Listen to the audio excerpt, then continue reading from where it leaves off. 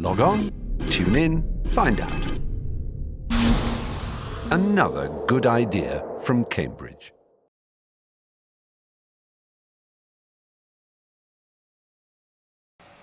So it's a pleasure to have a chance to talk to Steve Gudeman, who I've known a little bit for a very long time. Steve, when and where were you born? I was born in Chicago, Illinois, and I grew up outside of Chicago and lived there until I went off to college. We lived in the suburbs, about an hour outside of Chicago. My father was a merchant, a high executive, and we lived well. I mean, I wouldn't call it upper class, but we certainly lived good, strong, I'd say middle class. I was, fortunate. I went to what was considered to be a very, very fine, as we call it, high school. Let's slow you down a bit. Yeah. Grandparents. My mother's father, my grandfather, maternal grandfather, actually he never went to college. His father had died early, but he was an architect, and he was an extraordinarily successful architect in Chicago. About 3 years ago, I had a delight.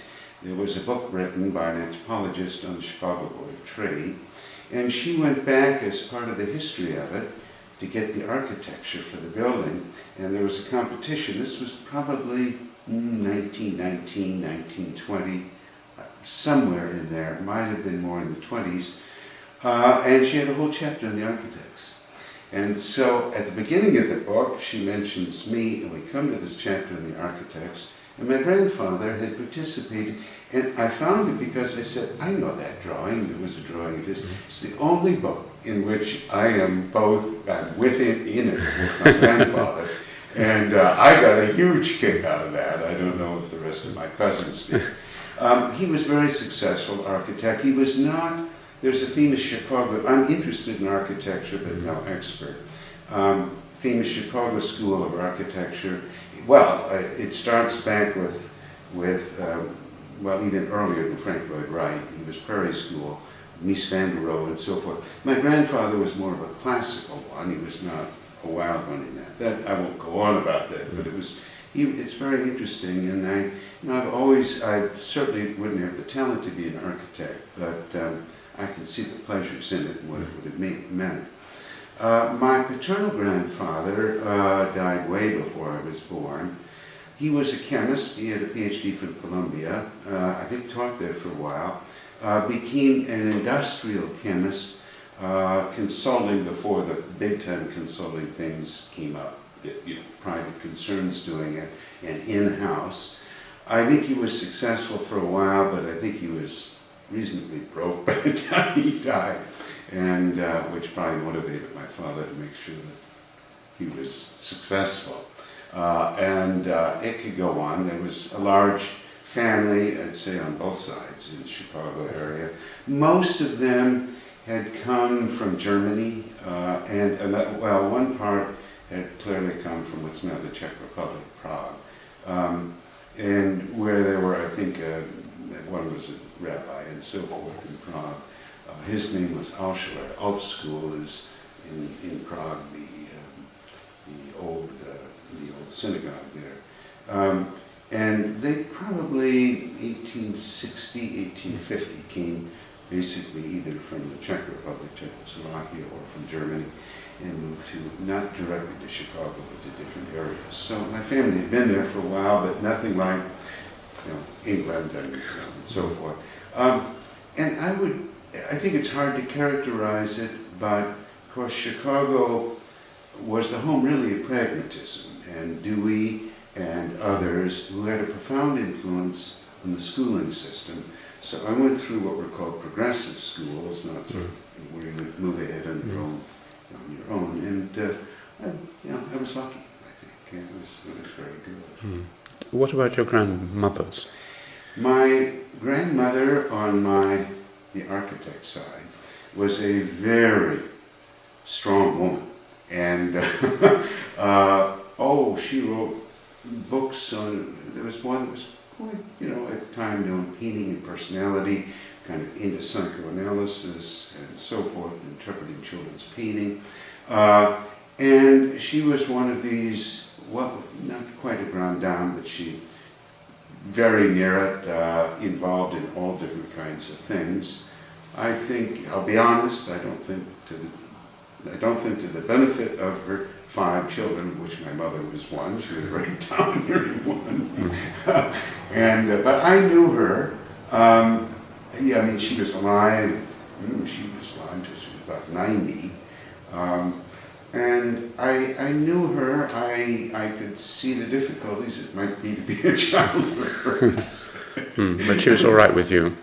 Yes, yeah. She would, I don't need to go into it, she'd play favorites. So for a while I was a favorite, but not forever. And my mother kept her distance from her, thank goodness. For all of this. On my father's side, his mother was older, and she must have died when I was 12 or 13. And I remember the funeral because people talked about she was also involved in charitable work and so forth in the Chicago area, but she seemed very, much older and constrained. Now, this is a total aside, but when I ever tried to picture what the Protestant ethic is like, and it seemed to me, I mean, I could just always picture her, and I'd say passed down in my family, thrifty, don't waste anything. Don't waste time, don't waste resources. And not flamboyant or anything. Now, I could be wrong, but I mean, I'm laughing about it. I knew that ethic before I read about it. What about your parents' characters as people and how they might have shaped you? You mentioned your father's position, but... Well, my mother, she never really, I think, settled happily into anything. My father... They're both dead, presumably, now, are they? Pardon? They're both dead now? Yes. Yeah, my father died actually rather young. They both died of cancer. So I'm assuming that's my fate. So far I've outlived my father. Pretty soon maybe outlived my mother. Who knows? I think in retrospect that my mother was supportive, but she could be quite critical of things that one did, and that is not the way to raise children. My father was very different. He was extraordinary. He's a very bright man, but he was a businessman. I don't think either of them really understood or highly valued education, but not necessarily being a professor or something like that. They could never quite understand, for example, anthropology, why anyone would do it. And maybe they were right, I don't know. But I mean, he was a businessman, very successful at it. And, but not, well, later, I think he did a lot of things. He would play with me, we did sports a lot, he was an excellent athlete. I think that he was very organized, very creative, I think, in his business, but also highly organized. I remember about the age of, must have been 10, 11, 12, and my desk was a mess. And he showed me how to organize my desk. Now that sounds silly, you put the papers here, you put them there, but it really, that stuck in my mind, that ability to organize. I notice you have an organized desk Absolutely, here. yeah, they're not in different piles. I remember asking about that. He said, well, no, he doesn't get them, but it's organized. I've always been organized in my work ever since, but I sort of had to learn that from him, but ever since, except when I'm starting into something, and then it's a mess, and it'll be a mess, and that's okay, because I know it will get organized. And so often when I talk, I go 1, 2, 3, and get the points in order. I mean, it's the way his mind would work, it's the way my mind worked, but that's just a minor one. He always emphasized to work very hard, but to have fun and to enjoy life. I've do work hard, but I've carried that through, especially with our children, trying to get them to see all aspects of life and enjoy it. It would be, he was hard on you. That's too strong a word. He'd be disappointed in you if you didn't work hard. But he was always supportive. Always very overly proud. I have an older brother, overly proud of his two sons. So, yeah, a really extraordinary man anyways. Now, I would say for a while in my 20s, some difficulties with him. We didn't always see eye to eye politically. Or, you know, and he was, he was high executive in what was like the second largest corporation in the country, or so. And then for anti-Semitic reasons, he should have been head of it. He was passed over, and that had a profoundly bad effect on him. He left that company finally, and that had been his life, and he had been the golden boy there. And then within 6 months, he went into the Kennedy administration. Jack Kennedy had just been elected. Was there for 2 years, but that really, he was not a politician type at all. And then went to New York and became a partner in a very high, well now different firm, but then one of the, I guess, two largest Lehman Brothers. And he was Lehman Brothers. Lehman Brothers. That was when Bobby Lehman was alive, and when it was a different firm. And it was about equal to Goldman Sachs. When Bobby Lehman died, my father got out after about 10 years and said, "Watch out, they're going to fall apart." And he knew Do you think your central work in anthropology has been in economics? Do you think that this has been influenced by your having a father who's... I think, well, I did go to the Harvard Business School at one point, and he wanted me to go into business with him and have a business. He said I didn't want to do that. That's a different part of the story. I think yes and no. Of course, you're jumping ahead to my kind of economics, which is very resistant to formalist kind of analysis. Yes. He didn't. He might have had a little training in economics. That was not the kind of economics. I think the mode of thought, more pragmatic, would have influenced me. I don't think quite so. I took in college in the United States before I went to Cambridge. I remember I said, well, I'll take a course in economics. And there's a famous called Ec 1, and I remember, supply and demand curves and all of that. I really didn't find it that interesting, but at one point, the teaching assistant started making claims, actually right about exactly what my father had done. He was talking about Sears Roebuck and Company and how they had a monopoly, and actually called it, I suppose, a monopsony, on buying refrigerators and washing stuff. That was where my father started. So I said, "You're wrong," and then he got mad at me. And he said, "No, they're all making all the money." And he didn't know that these people who headed these companies would come to our house and stay there. And my mother would say to my father, "All these guys are millionaires, why aren't you?" It was exactly the reverse. And that really put me off from formal economics. And I quit that course, as a matter of fact, and never took another economics course. I don't know what that means. But the formality of it was very removed from everyday kind of life. My father's strength was, he felt, and I think it was true, he's an absolutely charming man. And he could talk to any subject and charmed people. He was very good at personnel. The other thing he emphasized, and I'm coming back to this in what I'm interested in, is he was not out directly to make a profit. He wanted to bring goods to people at a good price. We could never use the word cheap in our house. It was inexpensive and at a good price. And that was a time when the economy was expanding in the United States. I did have arguments with him, and I remember one, I must have been about 11, and I said, but where's the end of this? Well, if we finish here, we'll go to Australia, expand there. I said, but what then? And we had a long argument about, this can't go on forever. And I was on the other side. So, I mean, it was interesting. What was your earliest memory? I mean, concrete memory of an event or place or person? And how? I think I was in,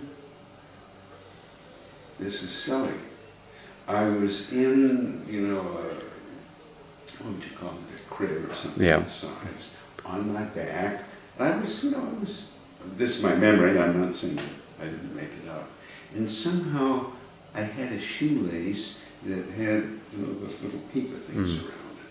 And I couldn't have been that young, and I couldn't get it back in. And someone went and called my father, and he came and he did it. And it symbolized for me that he could do anything. So you must have been wearing shoes, so you must have been... I may have just been playing with it. And I don't know what age that was, but I remember that, just so, and I just couldn't do it. And of course, What was your first school?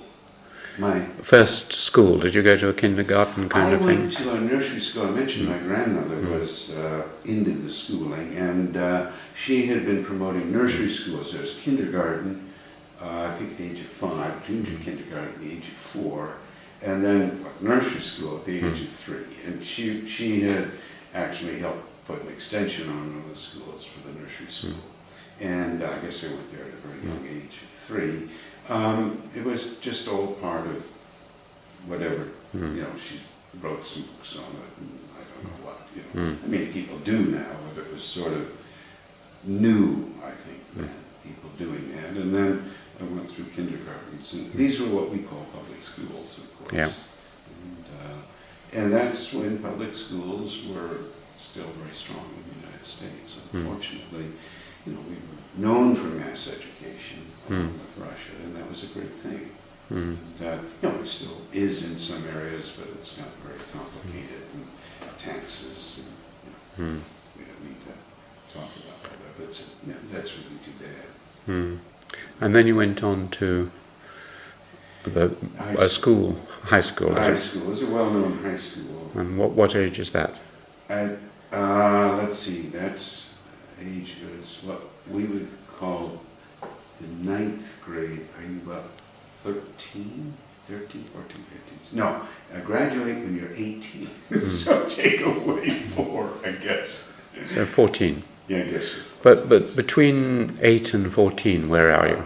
There's what they call elementary school, and that was 1st through 6th grades. But if you were a little bit advanced, you go to the middle school at the 6th grade, so 6th, 7th, and 8th grades in the middle school. These are all relatively located in the area, and then you went to high school for the next four grades the way we do it. And then you would graduate there roughly at the age of 18 and go to college. And so I went through in this area. It was very, I was lucky. They were all good schools. They were very highly rated, and I'm very lucky to have been there. I can't say I necessarily deserved it more than anyone else. And I know that. But I was lucky. I had a very good cohort of friends. We had a jazz band, and that was very important. This is in high school? In high school. Yeah. And, a number of my friends also went to Harvard. I mean, it was a very elite. But it wasn't fee-paying, it was no. public. And you had to be able to, putting it bluntly, you had to be able to afford the residence in the house. I really don't know about how the tax system worked. I could go back and find out, but I didn't know at that point. But those schools would have been supported by local taxes, and so you get in the suburbs, you would get the better schools because they were local taxes. And it wasn't boarding, it was... No. There was actually what we would call a private school in that area. But most of us went to this other one, which was considered one of the best in the nation. Well, I don't know whether it was or not. I'm just saying that's the story that we got. And so most of us went to that. What were you, apart from the academic side, you mentioned jazz, did you play an instrument? Yes, well, early on started the clarinet, but then I switched to the saxophone and played that through high school, and we had, there were bands, and we organized, several of us, I guess there were 6 of us, a jazz band that we would actually play at dances and earn some money, and and all of that. There was a musical that I don't regard myself. I love music, but I don't regard myself as a very talented sort of player. By the time I was a junior, it was at 16 or 17 in high school, I had switched to basically to classical music. My father, I had gotten an old LP that had Schubert's Unfinished. It must have been May 5th. And then in those final years, my dad would bring me home, and he was not musical, LPs that I remember he brought home Beethoven's Ninth, and I would listen to it at night in bed, and I'd be awake for hours. And it went on from there. I mean, those are fairly simple, as well as straightforward ones, but I was entranced with all of that. To jump ahead, it was about 2 years ago. I mean, Mozart, then I got on to Haydn, and I decided to start listening to Haydn, and I listened first to the different orchestras and the conductors, and then I slowly acquired whatever it is, 3 or 4 symphonies. And then I sat down and I said, this is it, I'm going to listen to them all, which I did. And I still do, and I have them on my iTouch. It's very interesting that you could tell about, I can't remember now, about 40 or 41, you begin to see them really lengthening in depth. I have the same conductor all the way through, except for the London and the Paris symphonies. I also have Leonard Bernstein, and he's just, oh my goodness. But here in Halle, I'm deviating away from where you were at. Every time I can find an organ concert, and the organist here, and Bach and so forth, the churches here. Of course, that goes to King's too, but that's farther down. I mean, I often ask people whether they feel that when they are fond of music or love music like you, whether they feel it has any relationship at all to their intellectual creativity and work. In high school, not particularly, I was always interested in math. And, there was a 4-volume book, a set put out called The World of Mathematics, Essays on Mathematics. And I got that and read a lot of those. And I can't remember all of them, of course they'd be dated, but there was one by, was it Sir James Jeans, on music and math. And it began to talk about the relation between harmony and so forth in the mathematics of it. And I don't remember the details, and that was a very long time ago.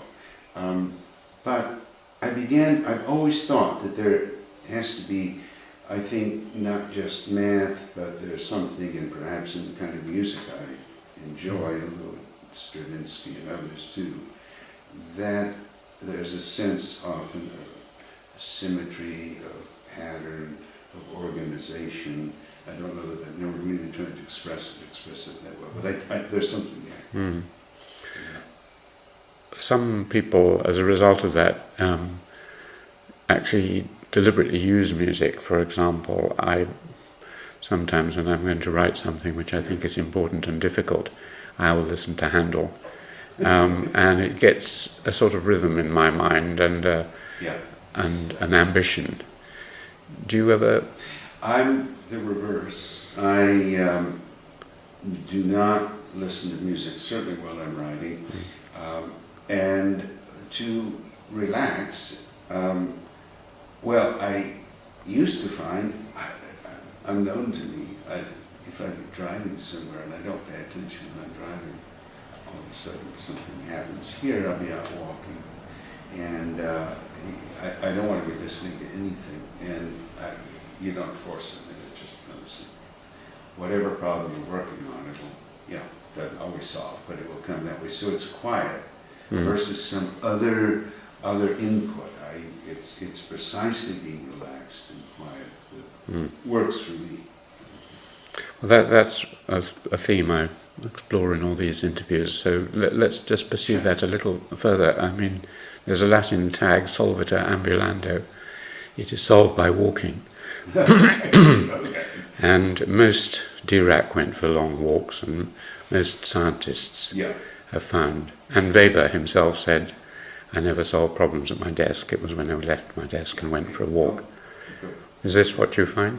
Oh, absolutely. I think the first time it really hit me was I had just returned to the United States, finished my dissertation, PhD, at Cambridge, and the PhD was partly about this ritual about parenthood, Kompodraska. I was working on that, and it was in my first year of teaching, and I was sitting at my office at the university and working on something, and there was something, another step, maybe the last step, was missing. And I remember getting up, and I just got up and I was going to drive home, and I'm driving, and boom.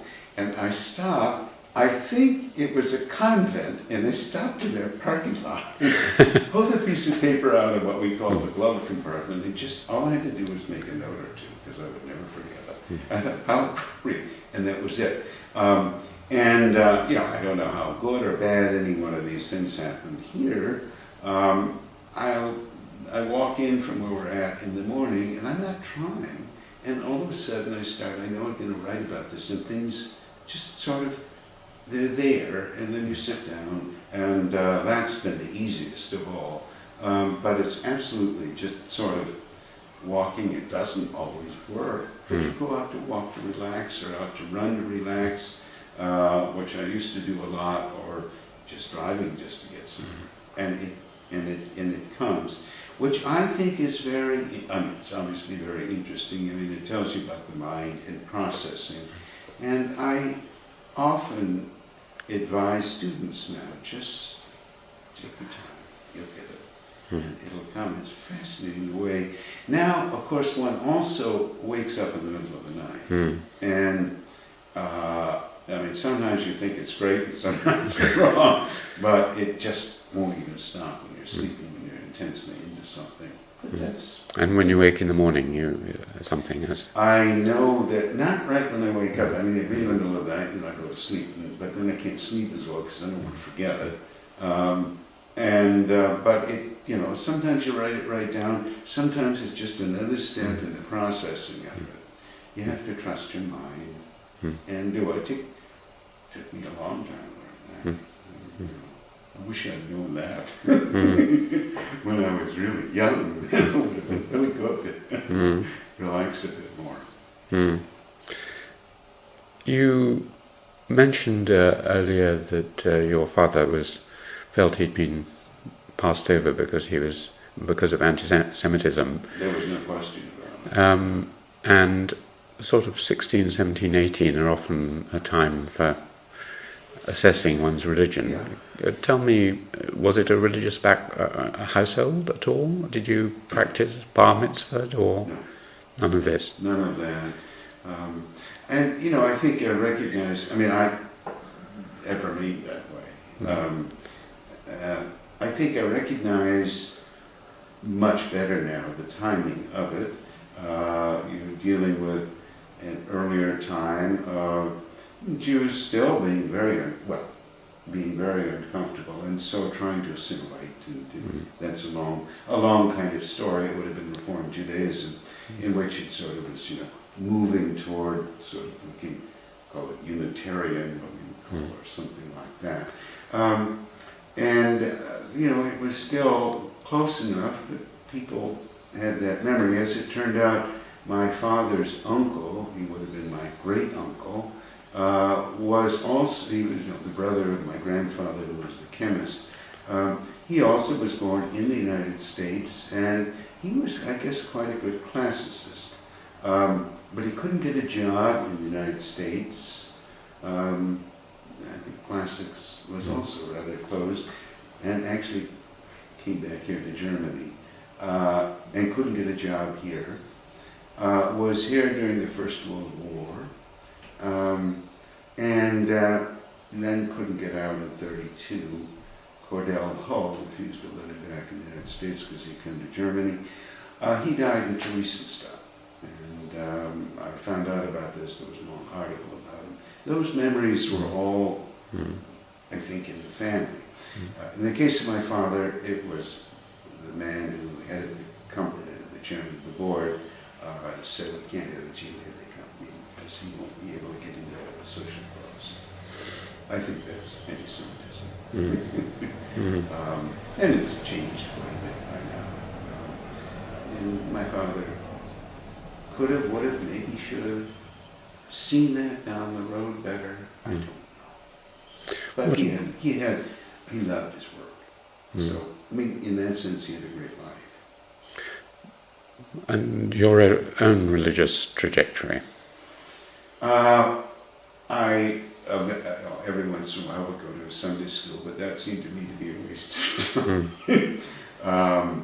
I mean, I just don't, it's never been of great interest to me personally. I think I end up, ironically, to do the work, this was years ago on God Parenthood, I spent hours reading St. Thomas Aquinas, and it's enormous thought. I mean, just brilliant, obviously, thinking. And people don't read and talk about it now. But I learned much more about church theology than I ever expected, and was fascinated by it. And and admire the thought.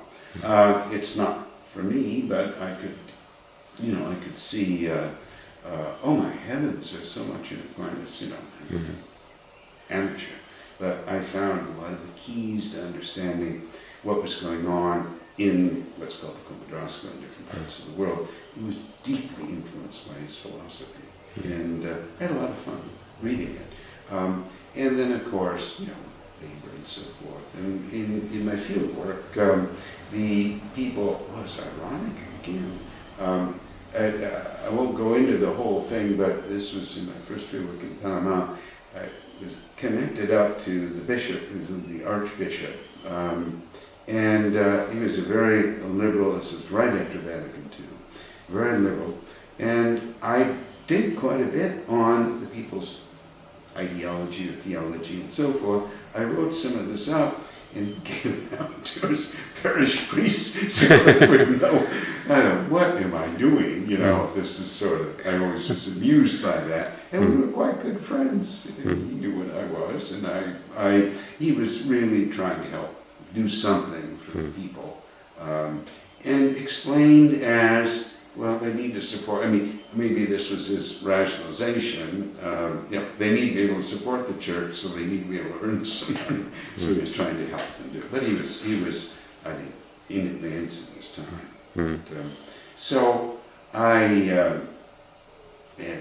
enjoyed, So you find it interesting looking in from the outside, but you're an agnostic, basically, or an atheist, or are these labels too crude? Or well, I'd say that's about the only mild disagreement that my wife and I have.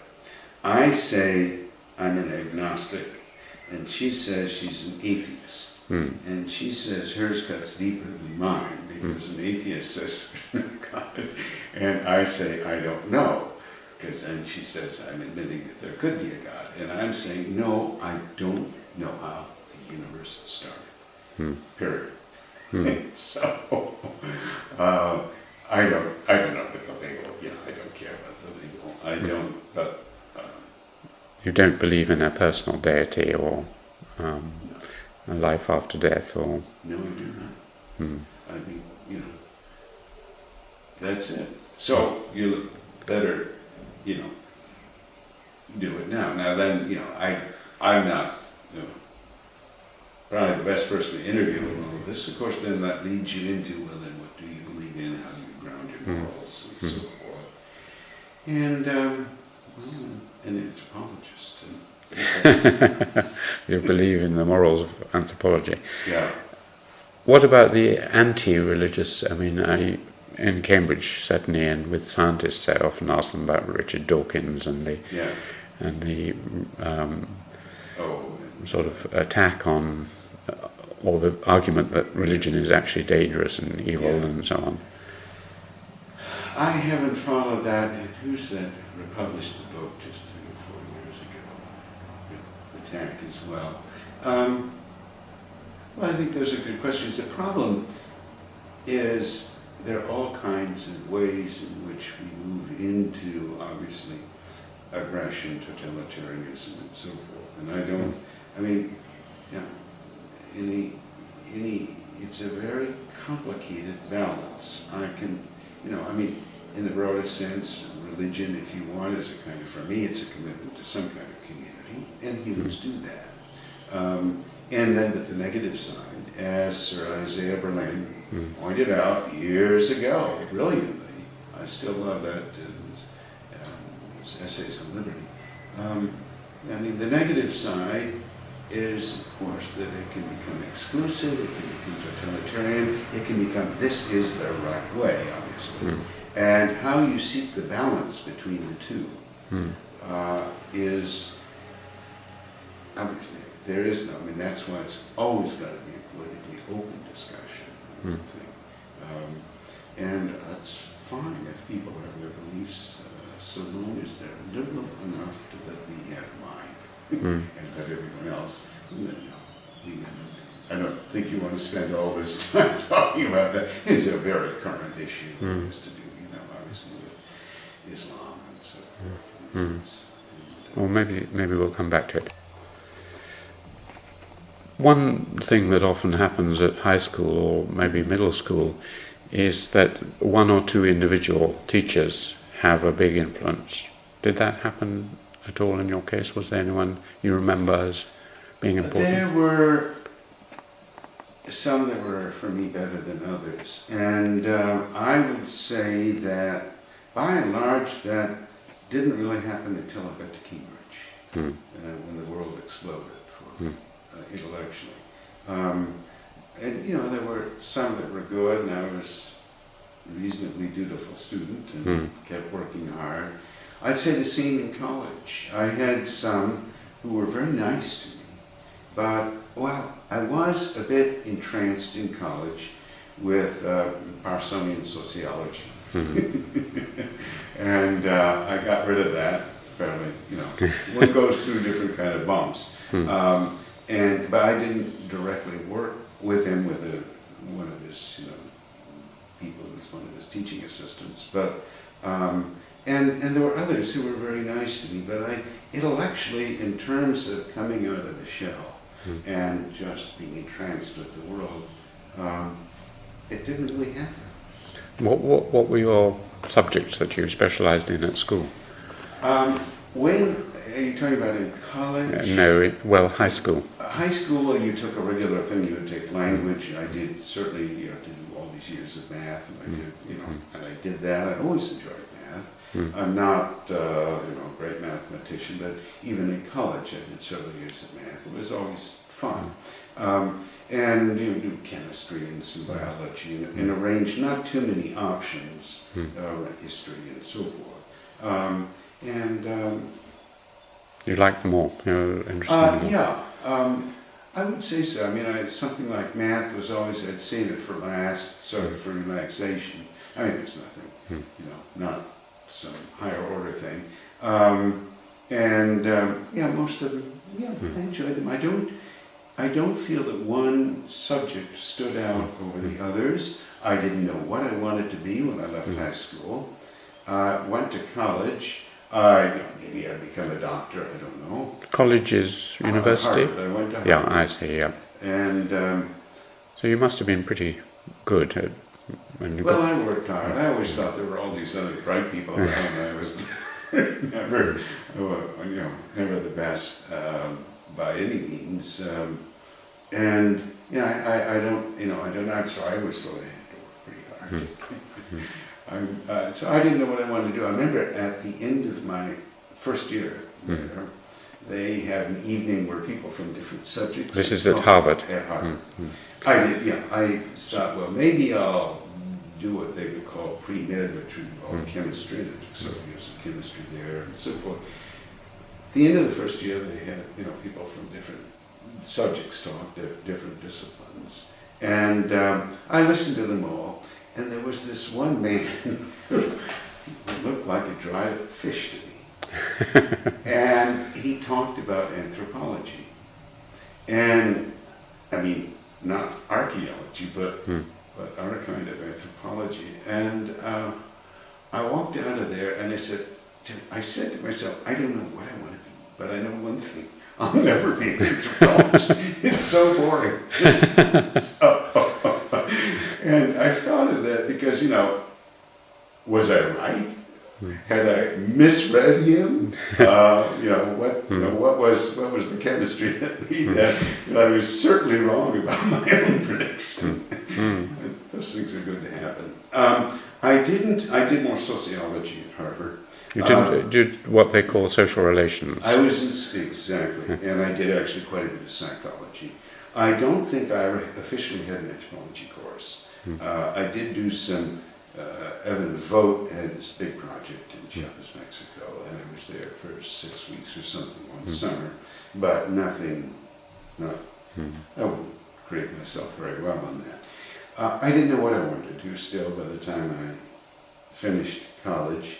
And in retrospect, at the time I thought I should know, but I don't know. I just sort of looked around in retrospect and, probably held me back from getting into my career. But so I applied for a fellowship given by HM government, Marshall Scholarship. The British, and it's still ongoing, very much so, in thanks for the Marshall Plan and after the war. And this is a very competitive fellowship.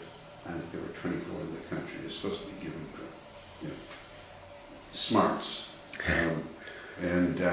I was lucky and got one. I don't know quite how. I didn't know what I was going to do. So there was not even sociology. So I said, well, I'll have to be social anthropology. And the only one that had, I was not really into a PhD, the only one that had an undergraduate program was Cambridge, which was the Tripos Part 2. And I wasn't ready, I didn't even know who Evans Pritchard was or anything else. And then I knew that there was this beautiful chapel in one of the colleges, and it looked like there was some anthropologists there. So I said, I want to go there.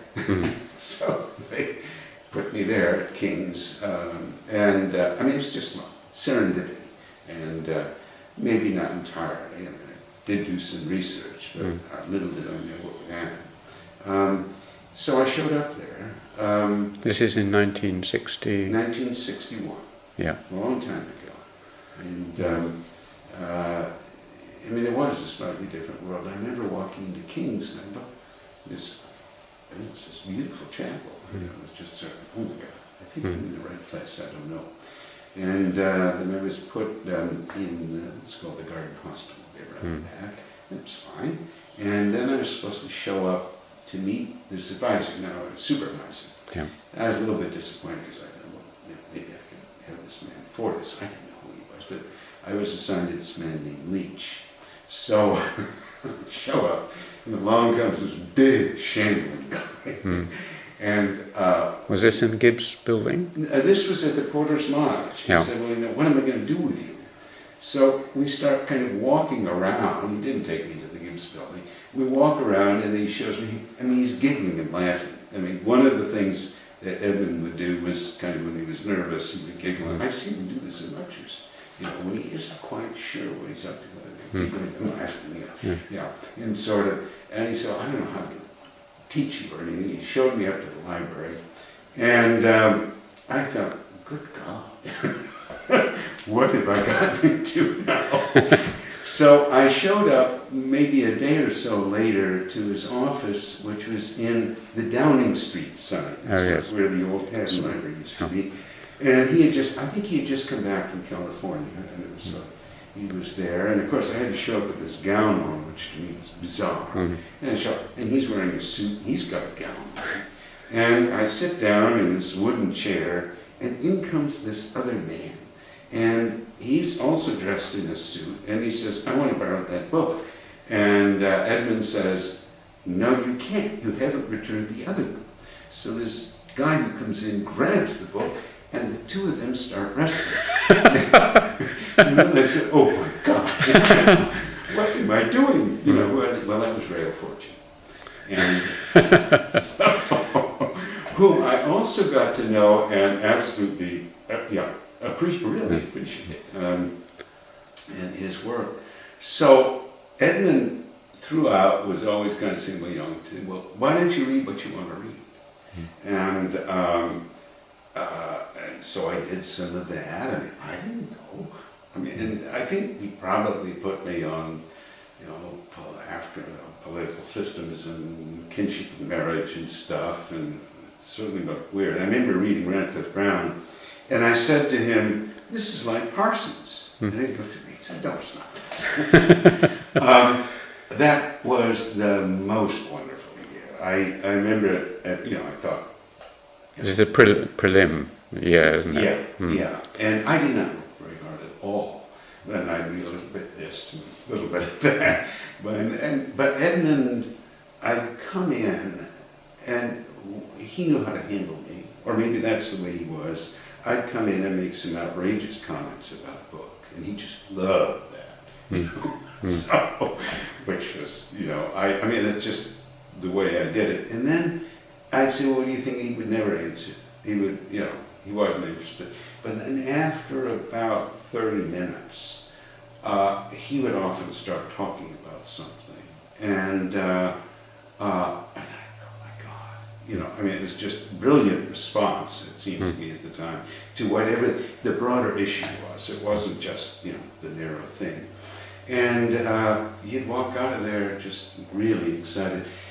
Years later, I read, I think it's Keane said, Essays in Biography. And or Persuasion, Essays in Persuasion, perhaps. Yeah, and anyway, I think there is that, but I think there's a biography. Yeah. And it's got these different people, and he tells about his teacher, Marshall, and back at the turn of that century, and going and coming out of a supervision with Marshall into the wet, dark night of Cambridge and carrying books and thinking that he was looking at and studying the most important thing in the world. And that's, I think, the way I ended up getting that first year with Edmund, even though I didn't do much work. But there was that tremendous charisma of his.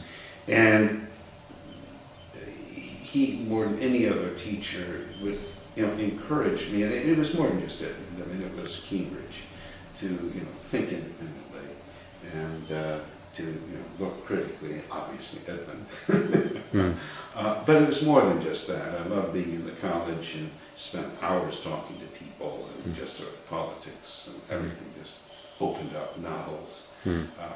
So I didn't really focus. I still didn't know much anthropology. I didn't really focus on it. Well, how is it different from Harvard? I imagine Harvard was like this. Well, Harvard, you'd have courses, and the courses would be in blocks of semesters, fall and spring, and then you'd have exams as you go through it. And then that course would end and you'd start another. And it would be very much more based on lectures. Whereas at that time, Cambridge, there were lectures, but it might be once a week on ritual or once a week on kinship or something. And I certainly went to Meyer's lectures, but it was not the same kind of intensive lecture. I mean, it was 6 or 7 lectures. And you were supposed to learn a lot of it, obviously on your own and with your supervisor and in that sort of way. And you didn't have exams. I mean, I was not used to this. I loved it. So I took advantage of it. And, you know, I've always looked back and said, should I have worked harder? And, well, I don't know, I didn't. And it was, it just, what I began to feel, and I give the credit to Edmund, but it would certainly be others, this sense of discovery that, certainly with Edmund, I still feel this about anthropology, there's something to discover in there behind all of what's here. And you're always after that kind of, there's something there that I'm going to uncover, that I'm going to understand, that I'm going to, you know, it's a great big puzzle in some ways. And that's just kept me going year after year. I mean, originally, of course, with Edmund, there was, you know, structuralism. Or This was just the time when he was into structuralism. For some of us, it was Edmund's high time. And of course, Lévi-Strauss was, you know, was coming in. And that, so there was this, you know, he had done, you know, Macfarlane, and that was earlier, but now with coming out the, you know, Garden of Eden story and Solomon and all these others, and he was very much into it, and of course Lévi-Strauss, and so this was just, oh my goodness, you know, we're going on about the universe with this. At least I thought so for a while. And this is when he published Rethinking Anthropology. And I got there right after he had published it, and we all read that, and just thought this was the key. I think with Edmund, it was always it's been very difficult for me to figure this out. You know, he would publish these things which would be enormously popular. I mean, he really was a wonderful writer.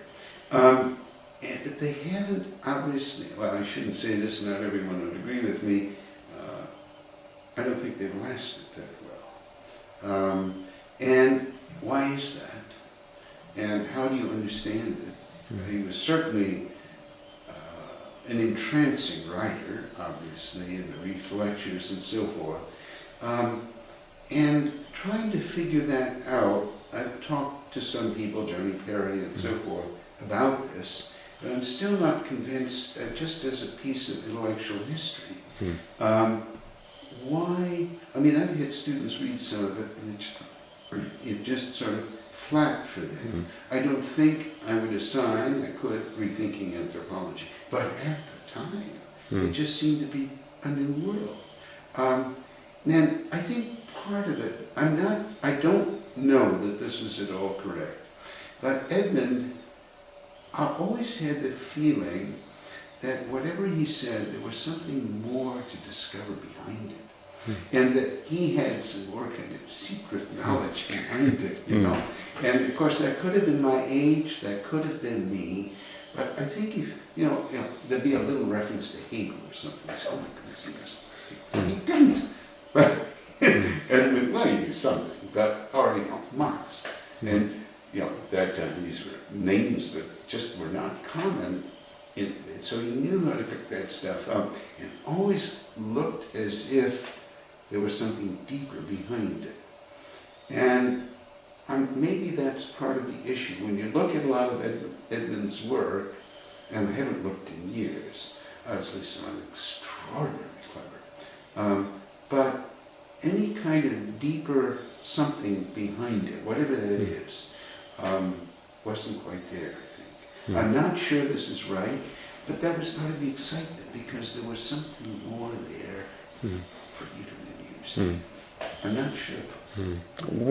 Do you think any of his, as you mentioned, the history of ideas, do you think any one or more of his books or articles are eternal? Yeah. I think Political Systems of Highland Burma is beautiful. And it, you know, I mean, it just, you know, you can go in this direction and that direction. I guess it must have been my first year. I couldn't find a copy. He pulled off a copy, and it was an old hardback, and he inscribed it to me. He said, for Steve, the last copy of the first edition, with affection, Edmund. Well, of course, I got that up on the library shelf. And that book is still, I think that's, you know, I mean, a lot of people critiqued it and all of that, but the ideas he was, you know, playing around, fumbling with some ideas. I still think that the matro-lateral cross-cousin marriage essay is, whew, Mm. you know, I mean, these are wonderful. Yeah, you know, I put those above all animal categories and verbal abuse. I mean, come on, that's good. And I don't necessarily assign them to students now, and what you know, I just don't know. Some of that kind of ways of going at it has been out of favor, obviously, in the United States. Maybe it'll come back in. Those are really very, and there are others too. And you know, you could make a list, but those really stand out to me. Yeah. Who were the other? You mentioned you went to other lectures and your other teachers, and perhaps more in your third year. I was just there 2 years. Yes. Yeah. I mean, I would, of course, being a student of Edmund, you know, there was Fortis, and of course everything he did was wrong, and then there was Jack Goody, and everything he did was wrong. So I would never say that now at all. I admire both of them very much. I went to lectures by Fortis, and I learned. Where I really learned was Meyer was very nice to me and allowed me to attend sort of the seminar for postgraduate students and members of the staff, where people would be talking about their fieldwork, and he let me into that. And that was held, the original one, in the Gibbs building. in his room, yes. And I think I learned a lot of anthropology by listening to the questions that people asked. I began to learn, particularly Meyer. You know, he was always in a certain kind of vein, but very good. I remember at one point him talking about a shanty and how a baby, if it died before 8 days, wouldn't be buried, and then he got off into citizenship. And I mean, it was a really, I learned, I didn't have to, yeah, well, of course you have to read, but I learned a lot from the kind of questions, and you see the angles that they had. And of course, Jack, he was writing Death, Property, and the Ancestors then, and I went to his lectures, and we had, yeah, inheritance. And Louis, Lodiga. And I would learn a lot from the kind of questions that they ask, and you see where their minds are at. And that, I think, really sticks with me. Rayo, whenever a visitor would come, a number of us had learned, you know, some lecture, we'd sit near Rayo in the back, because he would mutter something. And he'd mutter just a word or two, and then we'd spend the rest of the lecture figuring out what was the connection between Rayo's word in the lecture. There was one time I heard him say, Rousseau. That one took us a while. But you always learn from this. And that's a more extreme kind of case. Was he a lecturer then, or? I think so, yes. But he was also going off to, little did I know at the point, going off to lectures in physics. I didn't know that there's a whole mathematical deduction named after him. Yes. The fortune theorem. Fortunato or Fortunate, I think, numbers or something. And he would accost me and say, you should go into physics. He was very nice. But did you go to lectures by him or not?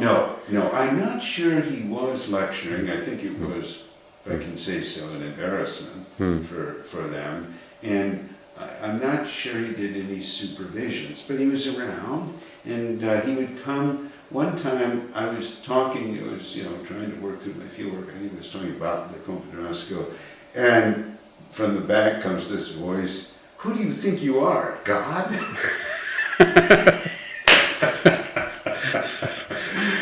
It was Rayo. But he was always very nice to me, actually, but, I'm sorry. Was Gwilym Jones there then? G.I. Jones? I met him, yes, and he had taught something called Development. Yes, that's right. And I went to that. It's only years later that I actually met him and kind of really talked to him, so I really didn't know him, you're right. But I didn't see much of him.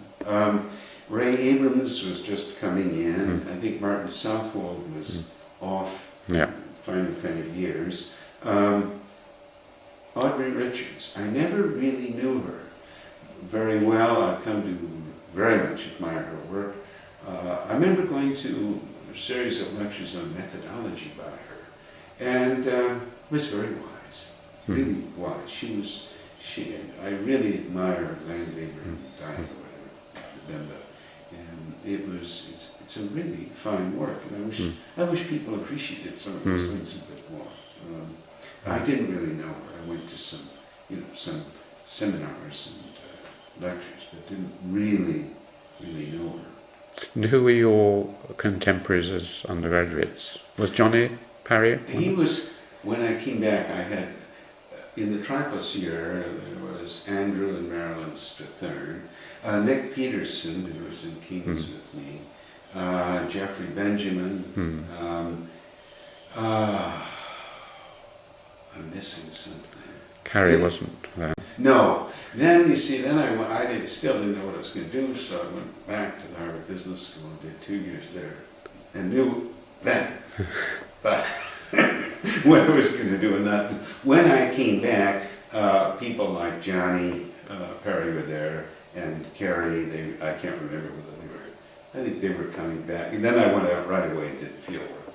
And I think by the time I came back, I mean, I was sort of delayed adolescence, whatever you want to call it, and sort of slow in getting into things compared to all the others who just seemed to be able to do it. Carrie, Johnny Perry, Keith Hart, with whom I've had long-term conversations and relationship. What I left out was in my second year of the Tripos, Adam Cooper arrived, and we became and have remained great friends ever since. That was wonderful.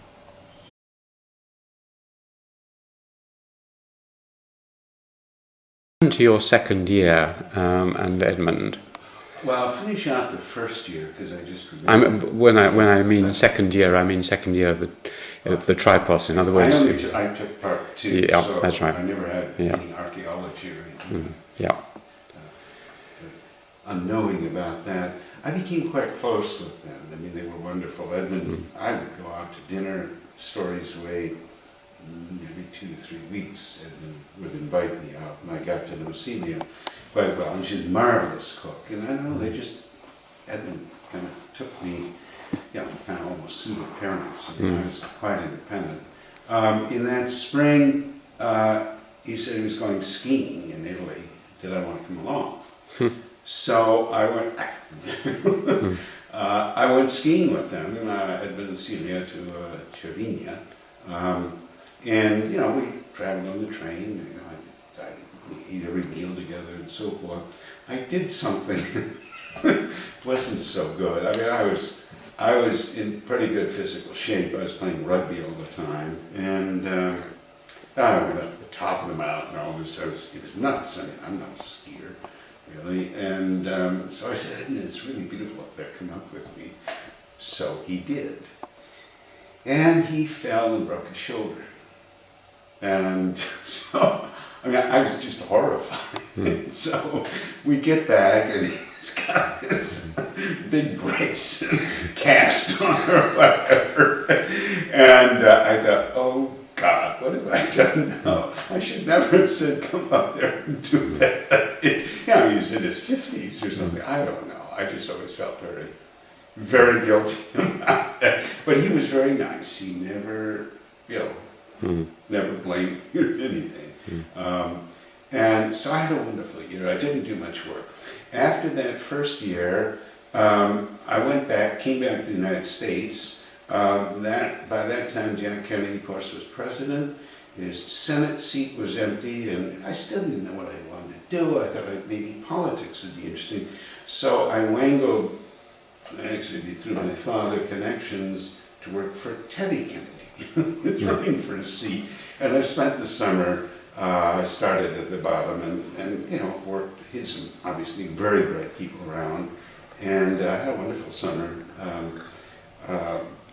Learning about politics. He asked me to stay on if he would win the election, but I decided that politics didn't have the foundation, didn't have the intellectual interest that I wanted, but it was a wonderful experience. Came back to Cambridge, second year, and then I began to get serious. That's actually when Adam Cooper arrived. We became great friends. We would talk all the time, and still do, about anthropology. He was coming in already with a training in anthropology and was going then out to the field often in South Africa. And but we kept up. That was very exciting. He was in King's too, and we would meet after dinner and talk. And of course, he knew a lot more than I did. And so I remember one time he was telling me, "Oh, you've got to read this book." It was Shapira, Swan of Law and Custom. So yes. I went to Heffer's and I get the book, and because you could buy books like that, and so I showed it to Edmund, and of course, that's not worth anything. So I didn't mind. I never minded anything. Edmund never once was, it was never hard on me. Never did. We got along. I think he knew that if he tried one of his things on me, I would. come back at him. But I would say it was only even halfway in that second year. I don't think I've even read the newer, and was reasonably lost. I'm overemphasizing it, but I did not absorb anthropology, and I could see all these people around me because I don't know, I had other interests and other kinds of things. What other kinds of things were you doing? Were you doing drama or sport? No, I talked to people. I did a lot of rugby and tennis, and I found it. I do a lot of other kind of reading, and I can't even remember. I mean, novels or anything. Would read.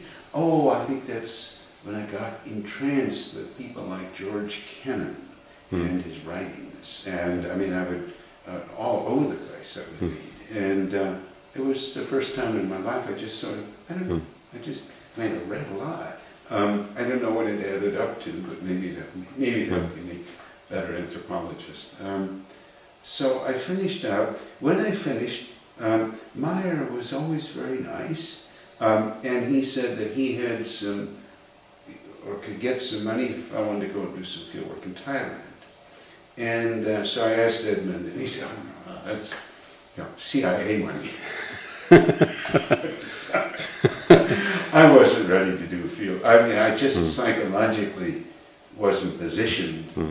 I still didn't know what I wanted to do. So I went back. Of course, the Vietnam War was going on. If you're not, by that time, if you're not in school or college in the United States, you get drafted. And that I didn't want to do. And I thought, well, maybe I will become a businessman. So I went to Harvard Business School. And I did not like it. I didn't like the people. And I did, fellow students and their attitudes and what they wanted to achieve. I think I didn't learn economics there. They actually, the largest department or whatever was something on human relations. So it was sort of sociology, but it was out of the 1930s and 40s and the equilibrium theories and some more statistics there, and I enjoyed it. I was ready to quit, but I saw it through. And in the second year there, I met a man named George Cabot Lodge. That's elite Boston family. Ironically, he had run against Teddy Kennedy in the first election. So he was a liberal Republican. And somehow we became friends. I mean, he was a professor. And he had a connection, he had political connections. His father had been vice president of the country under Nixon. Under Nixon. No, he had been, it'll come back. His father had brought Dwight, his father had been senator, had brought Dwight Eisenhower back from Europe, President, blah. Anyway, George was a liberal Republican. They don't exist in that way, but kind of internationalist.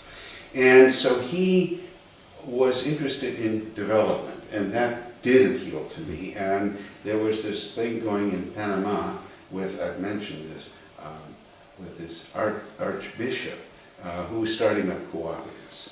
And the business school was going to start up a new business school in Guatemala, and they taught by business cases.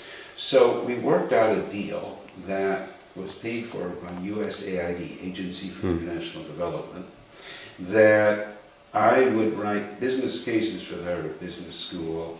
I would work with this cooperative movement and do my field work. So I went back to Cambridge just for a few months in the fall. My wife and I were married then, or that summer, and went back to Cambridge just to sort of get going. And I set out, of course I had to set out kind of a project I was going to do, of all things, because I had learned it. I set out decision theory. This is formal rationality. And I mean, I knew how to do it. You had the trees and branches at the time, and probabilities at the end, the subjective probabilities, Bayesian probabilities, what's the risk, and so forth. And I was going to analyze the agricultural choices of these, we call them campesinos or peasants. And everybody thought this was just terrific. And so I went to Panama, and who was going to be your supervisor? Edmund was all the way through. He knew nothing about it. I would say, I mean, no one knew Latin America, and it has taken me. I'm very glad of that because, well, that's a different story. I mean, there was nothing to hinder me from doing what the hell I wanted to do. But the decision tree stuff, I tried it for a day, and it made no sense. These are slash and burn Sweden farmers, you know, very poor, out in the countryside. So, I mean, they're not making decisions like that. So I said, oh, what the hell am I going to do now? And what I did was several different things. I did do, call it material economy, not just in the technological. I mean, I did extensive household, I did a survey, statistical survey of just kind of the household flows and inputs. I didn't know what I was going to do. I had no theory for it. That was the nice part. And of course, being Cambridge, well, I better look at kinship in the family. The problem was no lineages, no nothing. There was nothing that I knew from my background that was going to help me with these messy households with people coming and going. The only thing at the time was some stuff out of the Caribbean. But that was very different. I did there all of a sudden discover this crazy thing called God Parenthood. And I got interested in it. And, and theirs were one. I remember one day, I said, oh my God. And I began to see it.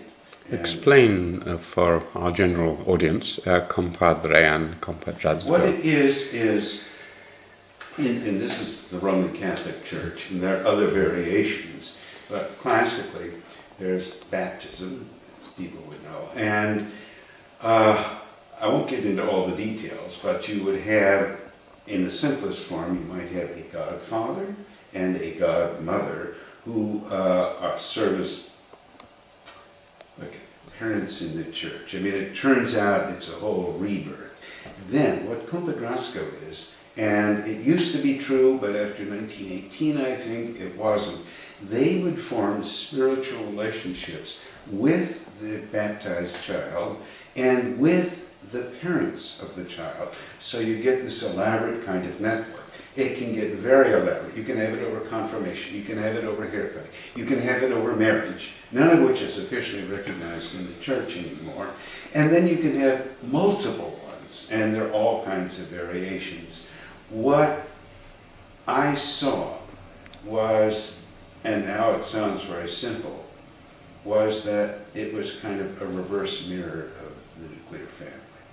And that's, you go back and I had a lot of trouble. It took me a long time to understand. They would call it, you have to keep respect for them. But what they really meant was we have a spiritual relationship.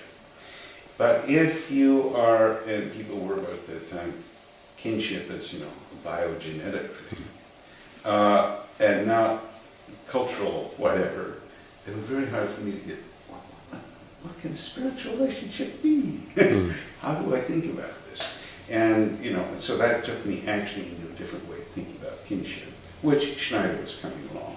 And so you get much more into the symbolic dimension. But I had this, I didn't have anything worked out, but I had that insight, oh my God, it's connected like this, it's not just that.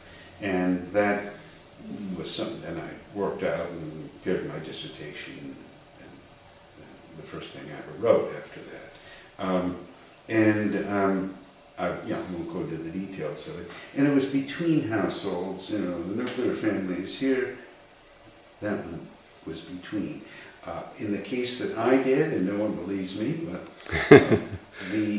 they absolutely would not use it for lending and borrowing money, because they said compadres should never argue.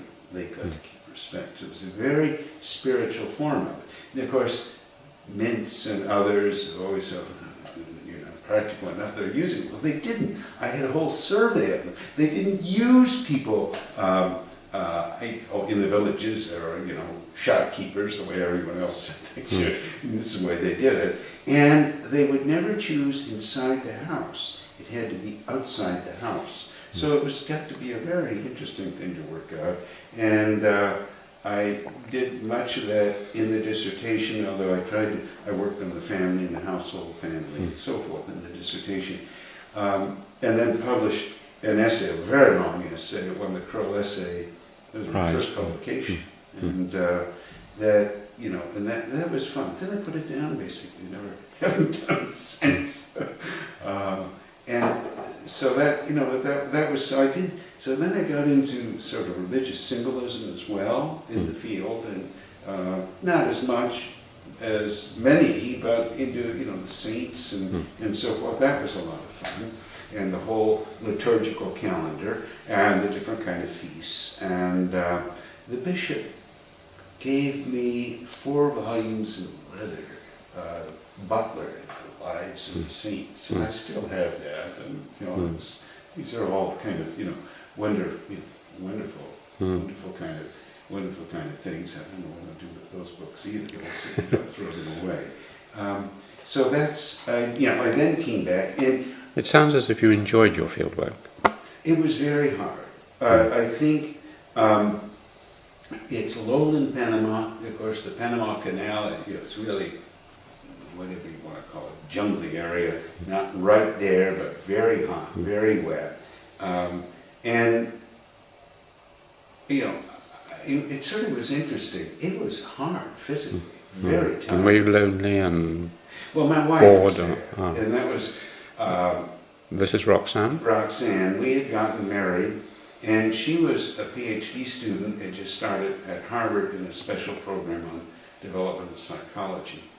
So she came and she was there, and what she knew enough to do, basically her PhD research on children's language acquisition. This was partly the time when Chomsky was hot and so forth.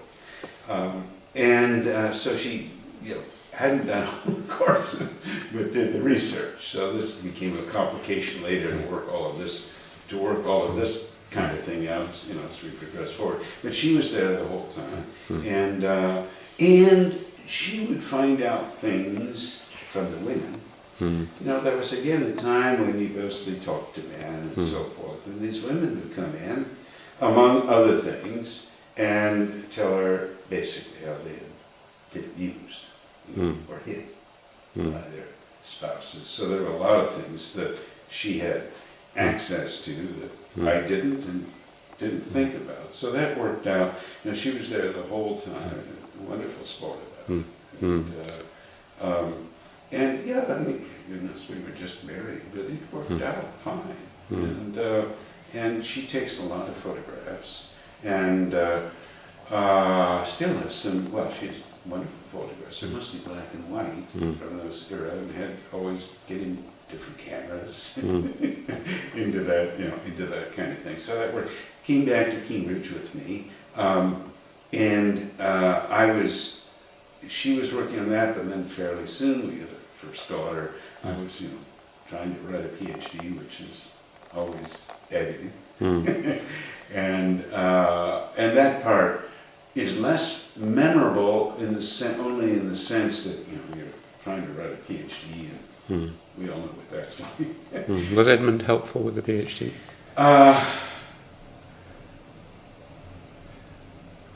I'd have to say no, not really. I didn't. There were very few models for me. The stuff from Mexico And, you know, in a sense I found, but most of the people were American writers, and I've always had this problem of moving, you know, from one continent to the other, because my heart and my mind is more on the European side, obviously. So you had people like George Foster, and he'd been in, it was different, but it was a village in Mexico, Tzintzuntzin, but it was, you know, kind of, well, peasant potters. But the kind of language and so forth, it didn't have the same discipline that, you know, that some of us were used to, and it was a different language. So I would read this stuff, Eric Wolf, Sid Mintz, but it was, they're tending to different tunes in a way, and I must have looked, insofar as they even looked at it, I must have looked very strange to them. And that's persisted always, and, you know, what is that divide? And, but, you know, it was good to come back to the United States. The first book was a rewritten dissertation, and then... You came back as what, to the United States? I came back, finished the PhD. Who were your examiners? Tandy was there by then, and Pitt Rivers started. He was replaced by John Barnes.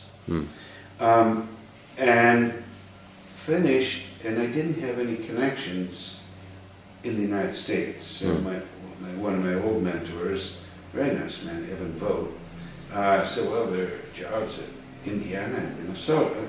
I went through both. They both offered me a job. It turned out that Minnesota had and has the outstanding whole separate program or department separately funded of child development, and that was perfect for Roxanne. And politics were more evil, very liberal state then at least. So I went there, and so then she had to shift her whole degree work there and start over.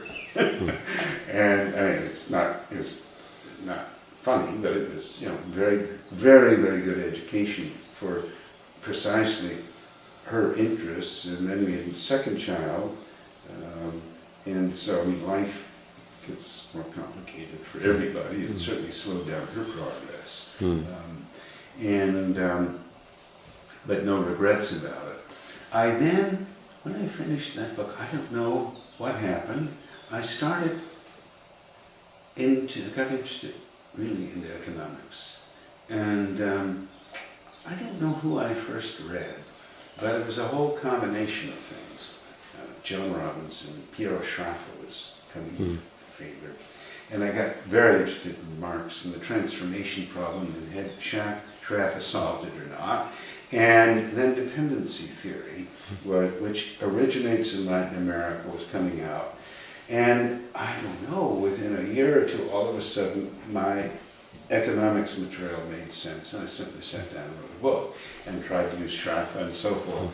But it came out pretty well. It's still in print, and it gets used. And I would call it influenced by political economy in the classic sense of from, well, Adam Smith through Ricardo, who I just loved, up through Marx, and that's the classical political economy. But I liked it because it started with the class structure, who owns what, and that was much more anthropological than the neoclassical one, which is simply cut that off and this is the market's abstracted. Don't need to talk, but there was something really appealing to me, and I thought this was going to solve everything. And then it didn't. One of the things I think that from early on, I've always attended to, in anthropology, what people say in meetings. I don't know why. I think because I don't understand what they're doing or saying, and I have to really try to work to get it. And so I began to get much more in the meetings of it. And I knew this from Panama, where I would listen to this and I just didn't understand what they were saying. It was just a matter of another language. It was, what is it?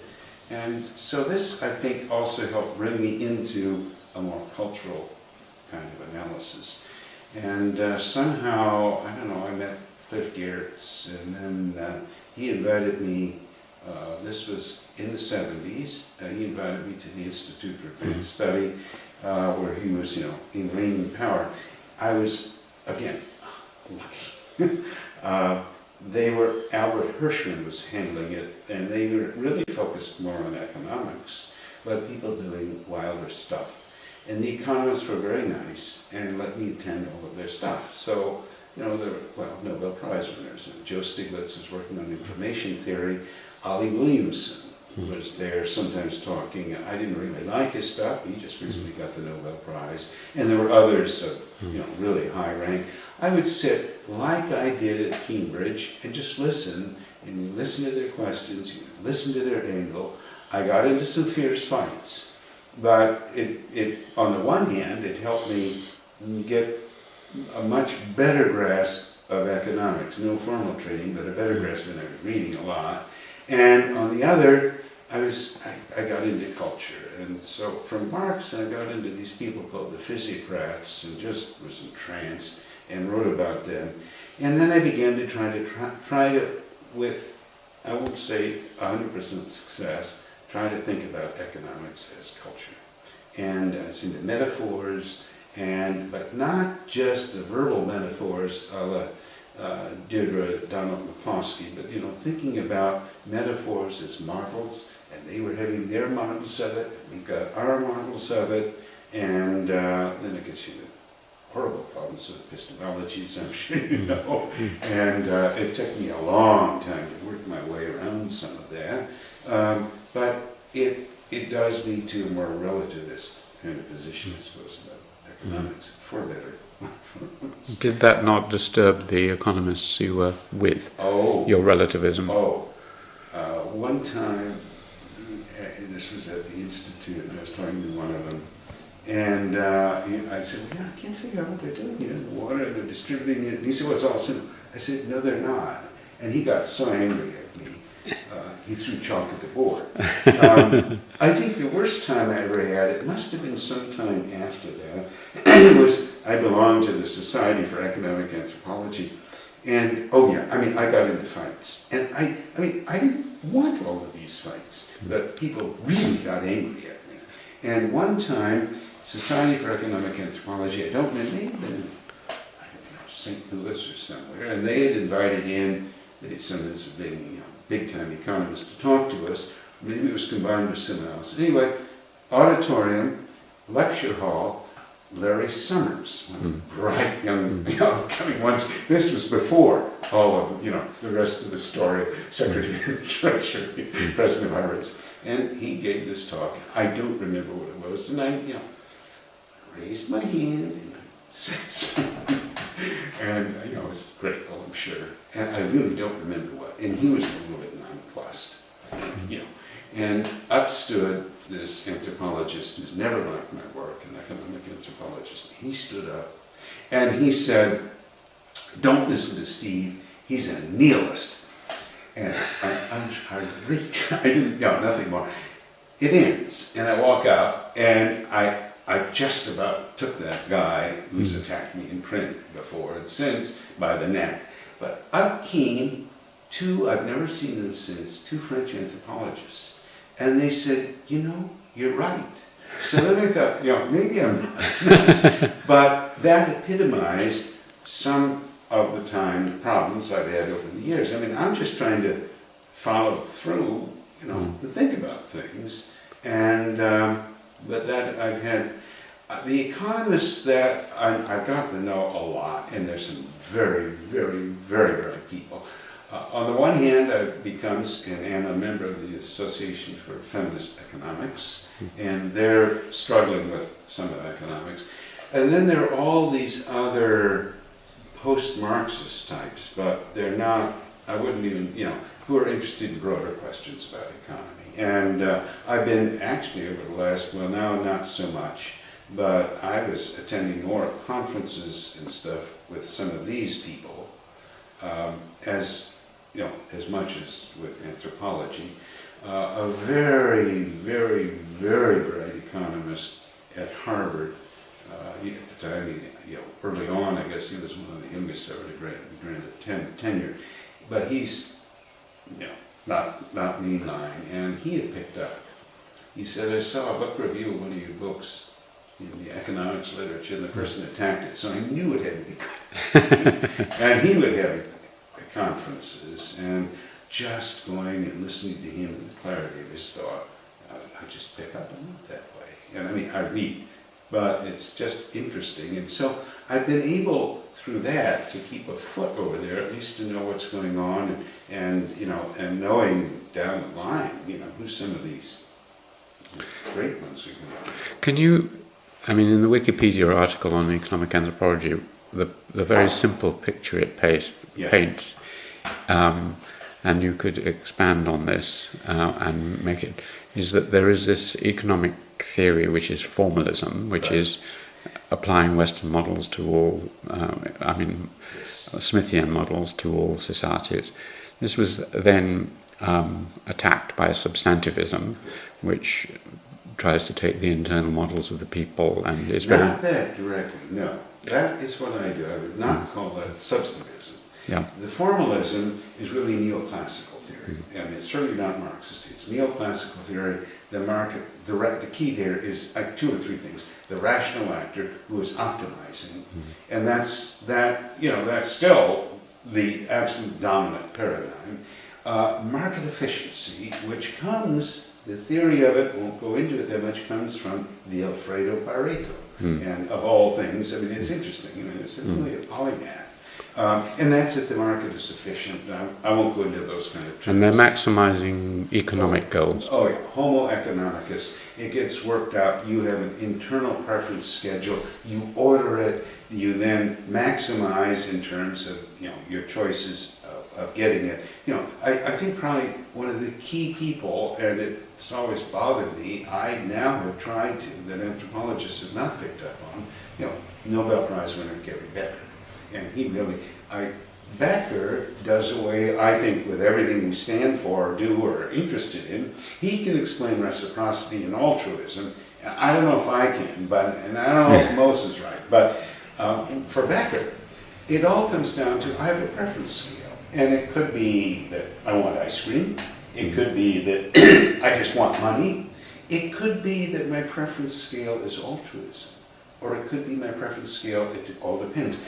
And the preference scale is inside of me as a self-interested. He plays the game. I maximize my preferences. My preferences could be love, they could be hate. So he's having his cake and eating it too. It's still the maximizing shell around it, but then I could put in self-interest on the inside. I think that's sleight of hand, worthy. No, I won't say worthy of Edmund, but that's sleight of hand. And it's bothered, and then he applies this. He's applied it to theory of marriage, family, and so forth. Not many anthropologists have picked up on it. Some historians have. And that troubles me, that they don't recognize, maybe it's right, but they don't recognize the theory that lies behind it. That's formalism. That's been the easiest one for anthropologists to apply. It's obviously what I started with and dropped, and it's been applied. You can, look at not just family, you look at potters, you look at this and that. So would you characterize, for example, Raymond Firth's work in this way? Yes, I would. He, has an MA or had an MA in economics. I must say, though, some, primitive economics is a New Zealand Maori and TKP, a primitive Polynesian economy. A lot of good ethnography in there. He didn't. I don't think Firth and I don't think Edmund ever quite confronted this or solved it. And I don't think they saw it as clearly as they might have. They certainly were not in the camp of Polanyi. Then it is very true, I discovered Polanyi in this kind of period. Substantivism, as it's called. And, obviously a big fight about all of that. But I think can you characterize substantivism? Yeah. One simple way is form, substance. Formalism, substance. Classic division in going back, I suppose, Greek thought. And he was talking about, at one level, I'll characterize it my way in just a minute. He was talking about at one level the very substances by which we live, and that there's a material in exchange between human and the environment. Some people claim he's Marxist. I don't think so. He claimed that the two things that make society are land and labor, and so when you put these, I'm simplifying, when you put these on the market and you sell them, they are what he called fictitious commodities, but the more you do that, the more you destroy society itself. So you're turning society inside out and putting it becomes, as he would say, disembedded. Now, way I would characterize it, and I'm not sure this is people necessarily, but formalism, yeah, its form, it is very rationalistic. Going back to Descartes, it's very deductive. And, I mean, I was entranced by Ricardo. And he was the first one, really, to have a deductive model in economics. And that's very characteristic of, becomes of neoclassical economics. Your assumption is maximization, we're doing that, and then you have theorems. And, the more it can include, the stronger it's, more acceptable. And there's Pareto 1 and Pareto 2. Those are the first and second fundamental theorem of economics. We've been very proud of that, and it is beautiful thought. But I would say that's very rationalistic. I've always felt that Karl Polanyi, in substantivism, that, a big part of my heart is there, was empiricism. Because what Polanyi did was build typologies. And he tried to build a typology with what he called reciprocity, redistribution in the market. You could classify all societies, and then there's a little addendum that I'll come to. And so the idea was you keep developing a typology. It's what Edmund would have called butterfly collecting. And that's empiricism. That's classical empiricism, in which the more I develop it, I'll come to the roots and the fundaments there. They are both, and I'm going ahead quickly, in my view, they're both a kind of essentialist. One way I'll get to it from here, and the other way I'll get to it there. And I'd have to, but I find those are ways that really help me understand these different mindset approaches to them. The thing that I'm laughing about Polanyi is he had trouble with another form, which is called the house economy. And I'm laughing about it because he had to have seen this all over the place in Hungary where he grew up. And of course I've had to look at those. They don't really fit very well into his nice kind of typology, and it never sort of been worked out. So there's those two. Then of course there's been a Marxist kind of approaches, which, it gained great favor into the 60s and 70s, a lot of it out of France. And using Marx, that's been good, but I think that's not as practiced as much. And I worked more in the domain of what I call local models. That's where I was saying I don't think Polanyi was there in local models. What are the people's models of it? How are they modeling economy? And once, it doesn't mean that they're going to have everything all worked out, but you start to listen to their kind of theories of it and their kind of values. And I would say that it gets more Weberian in a sense. Verstehen. Verstehen. And absolutely. Yeah. And understanding. Intuitive understanding. Yeah. Well, I hope it's more than intuitive. You listen to the language, you watch what they're doing. And I then went back to Colombia. I went to Colombia with a former student of mine. And I thought, well, I better find out, where Panama had come from. And I think that is what we did. We got their model of the house economy, conversations in Colombia. And it was certainly Verstehen all the way through, but it was conversations, but related to their practices. And that was the really fun part of that. And loved that field work. We did it together because we were going to do separate and comparison and all of that kind of stuff, but we just talked our way through it all the time. Back, he knew where I was at, back and forth, and he was Colombian, and he could remember things from his childhood, this kind of phrase and that, and just deepened it historically for us. And It was a lot of fun. So that was a kind of response to kind of deepen cultural economics in a way. I don't use that phrase that much. So I did that, and then I said, I want something more. There was still something missing, so a long odyssey of trying to develop a more cross-cultural comparative economics. And if you're not a formalist, not a substantivist, how are you going to begin to do this? And I had another year or two off. Let's see, that is California. And then I finally wrote a book that was published in about 2001, The Anthropology of Economy, and finished that, and that wasn't satisfactory.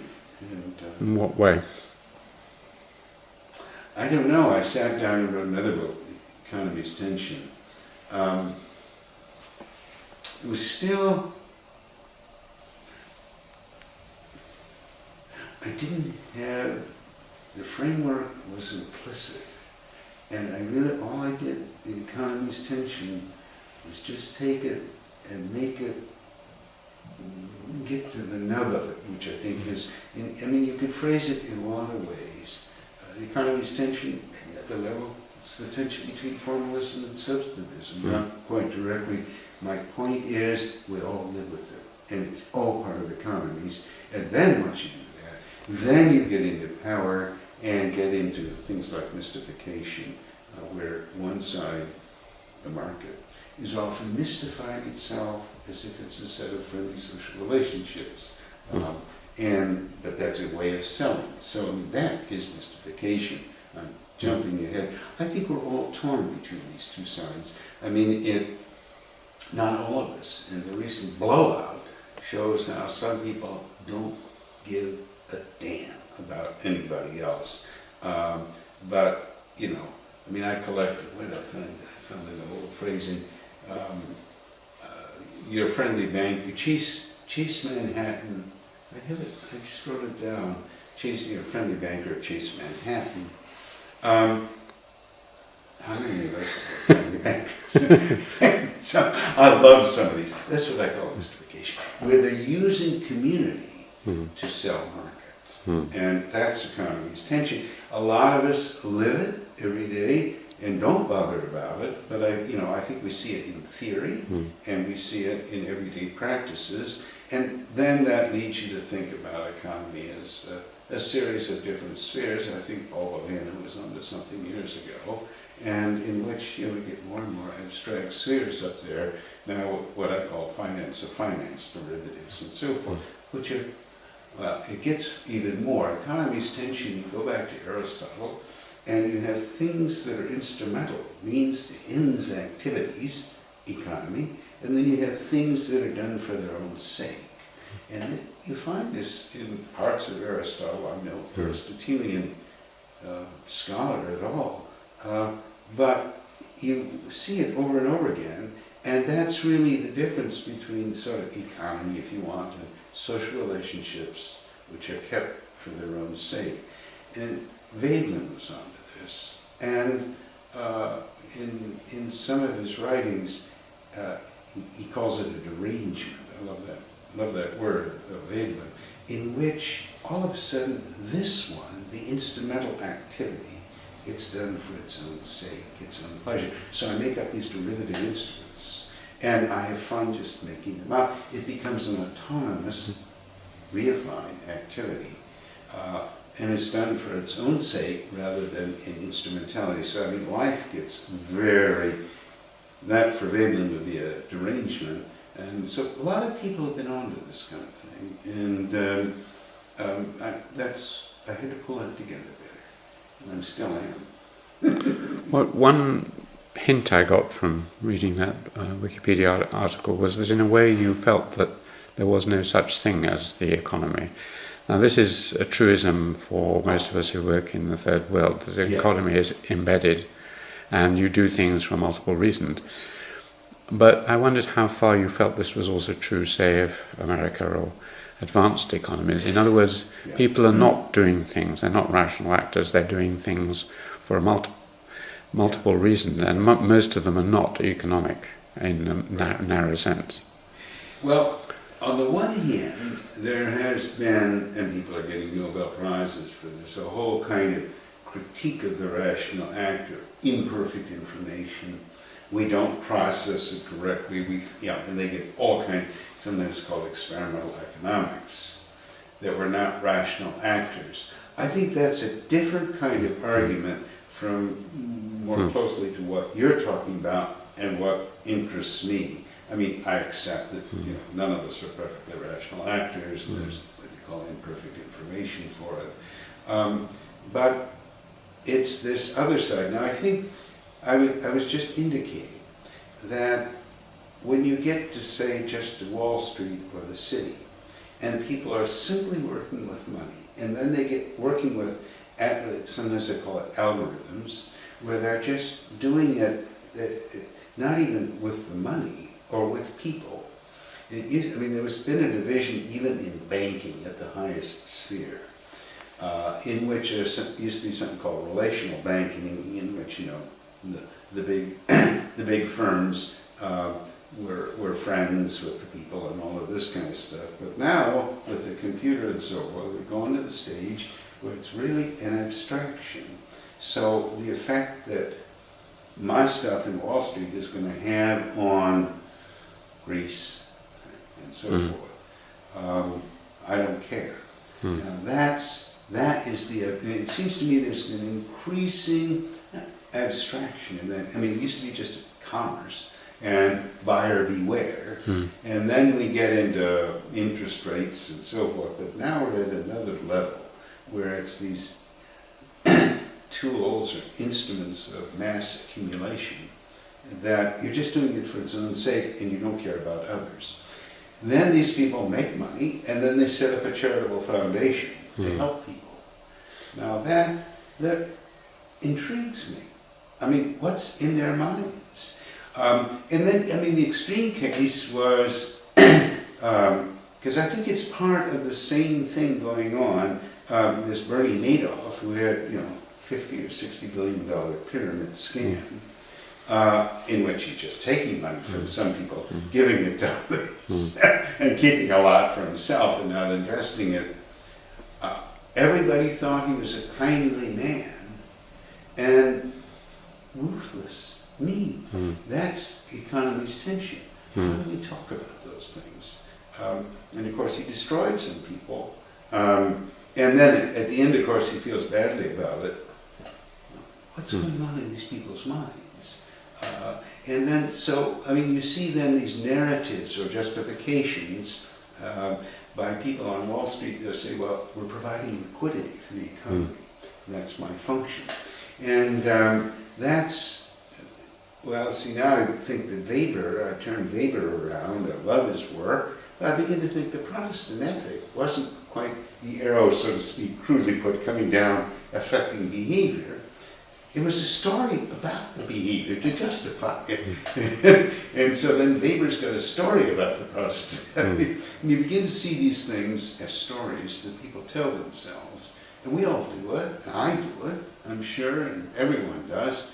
And those are part of the economy, and the stories we use to justify it, but we're getting more and more reified in it, and we don't see these ways in which we treat the other. Somewhere I cite him, Collingwood. What is it? The wonderful 1 or 2 sentences about, I treat you as an other on condition that I let you treat me as an other, It's sort of characterizing market behavior. I don't quite remember. But I think that's can very much go on in economy. And that's really the extreme market side. And then people will say, but Steve, you make friends with the shopkeeper here and there. And I'm a little more cautious about assuming that they're my friend. One characteristic way in which you paint yourself is quite pugnacious. You're prepared to attack people high up in economics, and you stand up to Edmund. And some of your friends are similarly quite pugnacious like Edmund, and also Keith Hart. I wondered whether you'd like to say anything about Keith. Well, Keith and I have a long relationship too, and he's on the one hand been a really nice supporter of me, and I really appreciate it. And you know, he's called my work the best done and all of this kind of stuff. And Keith is very, very bright and very capable. But we do sometimes disagree a bit, and you know, well, I mean, we do. I do my stuff, and I'm happy with it. I wouldn't want to characterize. I mean, we agree in some ways so much that, you know, but I think Keith doesn't always, I think, appreciate or like, I'm not sure the word to use, and it wouldn't be fair of me to put words on, forays more into economics. He's more into a humanistic side. That's fine. He certainly, I think he's more pugnacious than I am. I may be wrong. I think he feels that early on I may have attacked him once, you know, 40 years ago. But you like his famous work on the informal economy and yeah, black economy. What I like best, because it clearly fits the lecture he gave early on about, you know, the Malinowski lecture on the two sides of the coins, because that obviously fits what I'm talking about, and I like that one. And actually, there's a nice one on trust and building up trust. There was a whole book of which yes, yeah. That's correct. And I like that one. And his work on money. Well, I've done on money too. I mean, the two sides of the coin. I think that's, you know, that's basically the, you know, the kind of fun. I've done on money, and I do it somewhat differently, and that's all I can say. I do it. So I haven't written as much as he has, but I won't go into it. But I do in both my more recent books, particularly the last one, and I'm writing more now, which would be different from what he's doing. And what can I say? A question I often ask is, if you were, as you will perhaps do, advising a young anthropologist who's starting out on their PhD and their career, apart from saying don't do it, Right. in terms of sort of styles of academic work and so on, is there any advice you'd give them about what to do or what not to do? I think that's a really, really difficult question. The field has changed so much. And you have what would they focus on and where? And my first advice would be somehow it has to come from you. You have to, what are the things that would interest you to look into? You know, if you don't have that, you can't sustain yourself at all. And that, I don't know if that really answers your question. So it's a passionate curiosity about the world. You have a curiosity and a feel for it. I do think there are some real skills to being an anthropologist, and not just, you know, but what I might locate as skills, other people might locate differently. I think that ability or desire to want to listen, to hear, labor, it is for state, to understand what others are doing and have a sense of, call it the sociology of it. It's not just psychology or psychoanalysis. I'm not decrying them at all. My brother's an analyst, but it's more of the pattern of the social relationships. And what's, you know, what are the meanings of it? What are people doing? And seeing the patterns of it. And I think, at least, I mean, that's crucial for me. And I don't see how you could be an anthropologist without having some kind of feel for that. How you investigate that and how you find it. And I've certainly used statistics and questionnaires and that you just use anything and everything you can. And don't rule that out. I don't think it's just a matter. Certainly, you have to have a desire to talk with people. You have to have a desire to live their lives. Obviously, I'm not saying anything new since Malinowski, but look, there's a lot of anthropology when that doesn't occur, and it doesn't take for me. And I won't go into the different kind of examples. I think that's partly why I'm less comfortable in the American context, obviously. I still haven't fully answered advice to someone coming into it. I think people don't even know. You have to discover those things as you do it. How are you going to know in advance what you're doing? I mean, that's part of the wonderful history of anthropology. I don't know what I'm going to discover. That's great. One person you mentioned in passing who I've interviewed was Clifford Geertz. Yes. And what would you say about his influence on your work, or him as an anthropologist? It must have been, in the early 70s at his book, the wonderful book. Interpretation and Cultures. And I just, thought that was just terrific. And it is. And I think that's part of what took me, to the Institute and maybe in that, among other things. I have not followed all of the books since then, and all of the essays. It is unrelated really to practices. And that, for me, and obviously a lot of people into that, but it comes back to basic kind of British anthropology of what are people doing at Malinowski. And I think that the Geertzian influence goes off, a little bit too far. I think Solom's trying to get at some of this in Culture and Practical Reason, but I don't think he got it quite right either.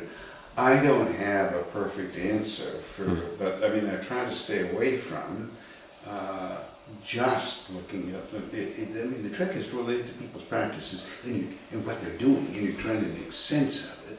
And that's where certainly the symbolic dimension of the Geertz, Schneider would enter in, but that's not the whole story. If it were the whole story, the bulking would be over. I don't know if that answers you well enough. And that's fallen out of favor too. I get into these things and then I get on to something else. You mentioned Marshall Sahlins then. I mean, again, how do you... I had read Culture, I had other things too, Culture and Practical Reason, and I wrote a long review of it for one of the journals. And I remember inviting him to give a lecture, and he said he's going to talk, I thought he said he was going to talk about cooking. And so we were talking when he arrived, before he gave the lecture, and I actually asked him, because he was in Culture Practical Reason, he goes up to France, comes back speaking French, Lévi-Strauss, and I actually asked him about history. I said, where does history enter in? Well, then, the lecture he gave was, I think, one of the first things he did with Captain Cook. But it's still, and I'm no expert, he still has not given up that whole structuralist kind of angle. I had not read his latest stuff. And so, it just isn't where I'm at. Stone Age economics raises the eyebrows of everybody. I mean, that was an extraordinarily interesting thing. Wonderful book. Wonderful book. I co-hosted or whatever a session at the AAA some years ago at, it was 35th or 25th or whatever year. It was published in 1965. And invited different people to give commentaries on it. But Marshall, being Marshall, stood up and said, well, he was never an economic anthropologist and seemed to be angry at all of us. And I mean, the book has been critiqued for this and that and the other thing, but I think if you're coming in and when you first read some of those essays, It really makes you think, yes. There's just 5 minutes left, so we can stop there, but is there anything that you think I should have asked you to talk about, or it's always unsatisfactory with life because afterwards you remember all the things? Oh yeah, I'm sure I'll think in 3 minutes. Is there any part of your life, or Roxanne, or anything, or your children, or anything you want to? Well, that's been a very central part of our lives, and our daughters, and we're all staying in very close contact. They're all grown now. Eldest is a lawyer in California, and she works for basically a pro bono kind of. She writes opinions on cases into things like Planned Parenthood in the United States and illegal immigrants, and is into that sort of thing, and very good at it, and appeared on TV. The second daughter is a lawyer for a hedge fund, and that's interesting. And the third daughter I'll say it on here, she graduated, wonderful athlete, graduated with called America Reads for a year, and went to the University of Chicago to take a master's degree in social science. Didn't like the anthropologists. Rick Schrader she liked, and he's a wonderful guy. And she is now at Carleton College in Northfield, Minnesota. That's where Valen is at. They're a fine college. She is a soccer coach, and she's a supreme. She sort of practices psychology and takes these intellectual girls, and they do very well. She played soccer and lacrosse in college, and just is a natural talent, and very smart. The three girls all went to Harvard, and that's where, through Harvard, I met Roxanne as well. She's a developmental psychologist with lots of interests, and is always feeding me something else to read on anthropology. Lovely. Well, it's probably a very nice note to end on your family, so thank you very much indeed. That was lovely. My pleasure.